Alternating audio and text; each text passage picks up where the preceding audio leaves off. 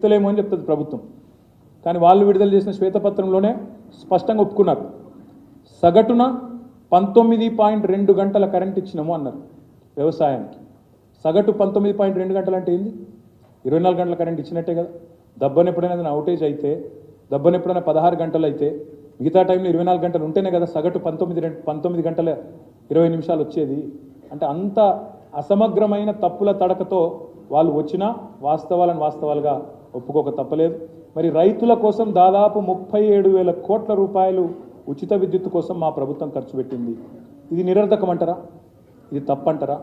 రైతుల ఆత్మహత్యలు నివారించడానికి, రైతులు ఎప్పుడు కావాలంటే అప్పుడు వ్యవసాయం చేసుకునే పరిస్థితి కల్పించడానికి, అర్ధరాత్రి పోయి కరెంటు షాక్ కొట్టి చావకుండా, పాము గుట్టి చావకుండా, తేళ్లు కొట్టి చావకుండా నిశ్చింతగా ఇంట్లో పడుకునే పరిస్థితి తెచ్చి 24 గంటల కరెంట్ ఇస్తే దాన్ని నిరర్ధకం అంటే అది అప్ప అంటే అది అప్ప లేక మీరు చెప్పేది తప్ప ఆలోచించాలని చెప్పి నేను కోరుతా ఉన్నాను.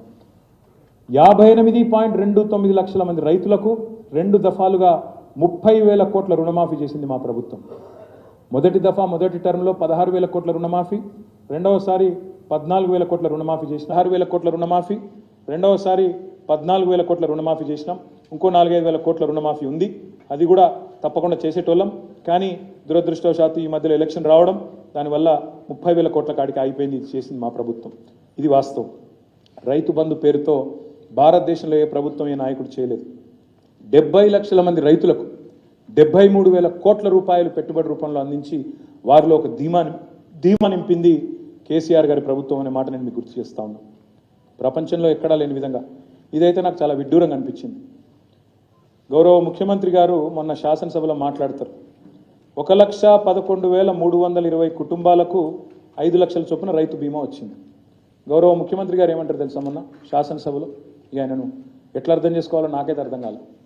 ఈ 1,11,000 మంది ఆత్మహత్యలు చేసుకున్నారంటాడు ఆయన. రైతుల ఆత్మహత్యలు జరిగినాయి అంటాడు.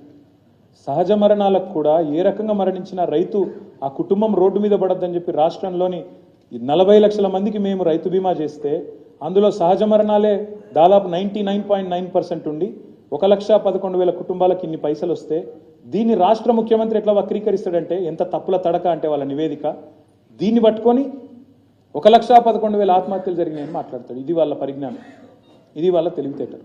ఇట్లాంటి ముఖ్యమంత్రిని, ఇట్లాంటి ప్రభుత్వాన్ని నేను ఏమనాలి, ఎట్లా నిందించాలా, మీరు ఎట్లా దీన్ని అర్థం చేసుకోవాలా, రాష్ట్ర ప్రజలు, రాష్ట్రంలోని రైతులు మీరే ఆలోచించాలని చెప్పి నేను కోరుతా ఉన్నాను.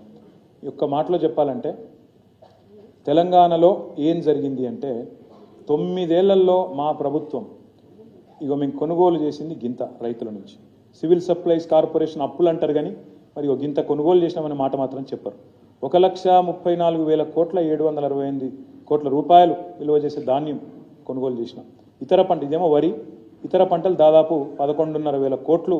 జొన్నలు కానీ మా ఆర్మూరు ప్రాంతంలో, ఇతర ప్రాంతాల్లో మా జీవన్ రెడ్డి గారు ఇక్కడే ఉన్నారు. జొన్నలు, మొక్కలు అవన్నీ కలుపుకుంటే దాదాపు 1,50,000 కోట్ల విలువ చేసే ధాన్యాన్ని రైతుల నుంచి కొన్న రైతు ప్రభుత్వం మా ప్రభుత్వం అనే మాట నేను మీకు విజ్ఞప్తి చేస్తా ఉన్నాను. ఏం జరిగింది తెలంగాణలో కేసీఆర్ వచ్చినాక? ఇప్పుడు నేను చెప్పిన సాగునీరు, నేను చెప్పిన విద్యుత్తు అన్నింటి వల్ల జరిగింది ఏంటంటే ఇది సకాలంలో ఎరువులు ఇచ్చినాం, విత్తనాలు ఇచ్చినాం, రాయితీ కింద 1000 కోట్లు ఇచ్చినాం.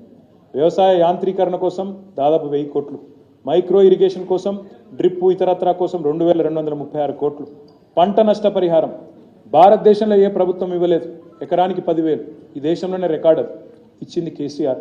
దానికోసం 1,794 కోట్లు. సివిల్ సప్లైస్ ఇప్పుడే నేను చెప్పిన పెట్టిన ఖర్చు ఇది. గిడ్డంగులు రాష్ట్రంలో మేము వచ్చే నాటికి 4 లక్షల మెట్రిక్ టన్నుల గోదాములు ఉండే. ఘనత వహించిన కాంగ్రెస్ ప్రభుత్వం 50-60 ఏళ్ళు 11 సార్లు అవకాశం ఇస్తే వాళ్ళు కట్టింది గింత 4 లక్షల మెట్రిక్ టన్నులు కట్టిరు గోదాములు.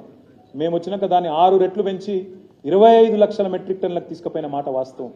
రైతులందరూ కలిసి కూర్చునేటట్టు 2,600 రైతు వేదికలు, ఇది రాయపర్తిలో మా మినిస్టర్ గారు, ఆనాటి మినిస్టర్ గారు దయాకర్ రావు గారు కట్టించిన రైతు వేదిక సొంత ఖర్చులతో ఇట్లాంటివి 2,601 కట్టినాం. దానివల్ల ఏమైందంటే ఇవన్నిటి పర్యవసానంగా ఉచిత కరెంటు, రైతుకి ఇచ్చిన పెట్టుబడి, ఇట్లాంటి అన్ని రకాల ఇంటర్వెన్షన్స్ వల్ల జరిగింది ఏంటంటే ఇది పెరిగిన సాగు.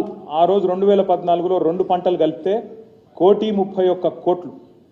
మరి ఈరోజు తెలంగాణ 2,68,00,000 ఎకరాలు 2 పంటలు కలిపితే ఇది ఆనాడు వరి ధాన్యం 2014లో మొత్తం ఉత్పత్తి 68 లక్షల టన్నులు, ఈరోజు 3.5 కోట్ల టన్నులు. ఈ సంపదను దేంతో కొలుస్తారు? ఈ సంపద ఎట్లా కొలుస్తారు? ఈ సంపద ఎట్లా చెప్తారు ప్రజలకి? దయచేసి ఆలోచించాలని చెప్పి నేను కోరుతా ఉన్నాను. తెలంగాణలో అటు పాడితో పాటు పంటతో పాటు ఇటు పాడి వ్యవసాయ అనుబంధ రంగాలు కూడా అద్భుతంగా పురోగమించినాయి. మా ముదిరాజ్ సోదరులు, మా గంగపుత్ర సోదరులు ప్రభుత్వం తీసుకున్న ఒక్క చర్య వల్ల మేము ఖర్చు పెట్టింది దాదాపు 433 కోట్లు. 2014లో ఆనాడు 2.68 lakh టన్స్ ఉండేది మొత్తం ఫిషరీస్. ఇవాళ భారతదేశంలో number 1 state in inland fisheries Telangana. Number 1 state. ఎందుకు? 433 కోట్లు ఖర్చు చేసినాం.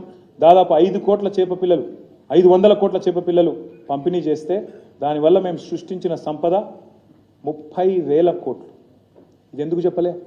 మీరు ఇతరులు, మా గంగపుత్ర సోదరులు వాళ్ళు సృష్టించిన రాష్ట్ర సంపద ఇగో ఇది.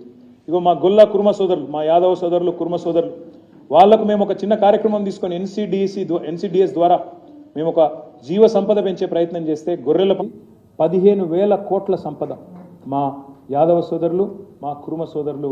దీన్ని ఎందుకు చూపెట్టారు మీ శ్వేతపత్రంలో? ఇగో మా రైతులు సృష్టించిన సంపద 68 లక్షల టన్నుల నుంచి 3.5 కోట్ల టన్నులకు చేరింది. మా పాడి రైతులు సృష్టించిన సంపద 4.2 మిలియన్ టన్నుల నుంచి మరి ఈరోజు 5.8 మిలియన్ టన్నులకు పెరిగింది. మీకు చేతనైతే ఈ పని చేయండి.